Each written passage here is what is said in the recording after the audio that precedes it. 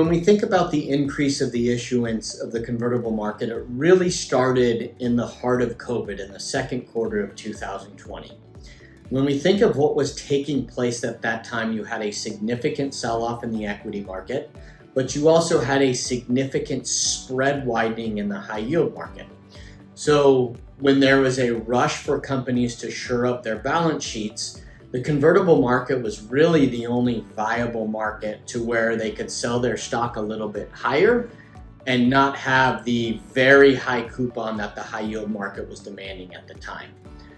What we've seen from there has just been a continuation of the new issuance. And again, when we think about why companies are issuing, not only do they want to shore up their balance sheets, but we're also seeing companies that have seen either an acceleration of growth because of the digital transformation that COVID has taken place, or we're seeing companies that are taking advantage of the opportunities that were caused from the dislocation of COVID. When we entered 2021, most strategists were predicting a slowdown in the new issuance market.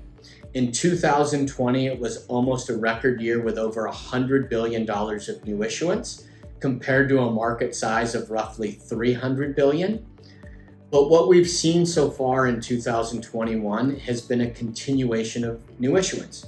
In fact, like I said, most strategists were predicting somewhere between $50 to $70 billion of new issuance for the entire year of 2021. And we're already through May of 2021, close to $50 billion of new issuance. So my guess is that as we get through the end of 2021, we probably get closer to that $100 billion level versus the current pace of where we're at 50 billion. As far as the types of companies that are issuing, we're seeing all sectors and all industries issue. Historically, we've seen growthier companies, especially in technology, issue.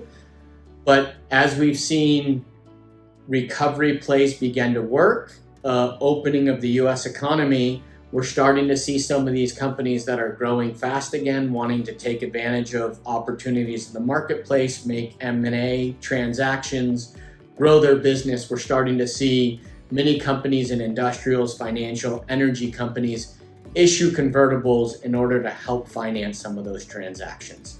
So the nice thing about the convertible market is it really goes to what sectors and industries are working.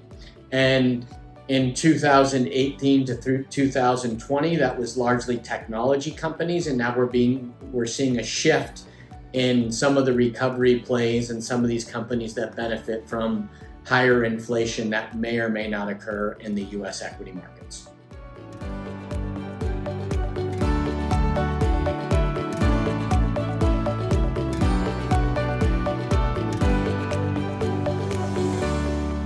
Allianz Global Investors.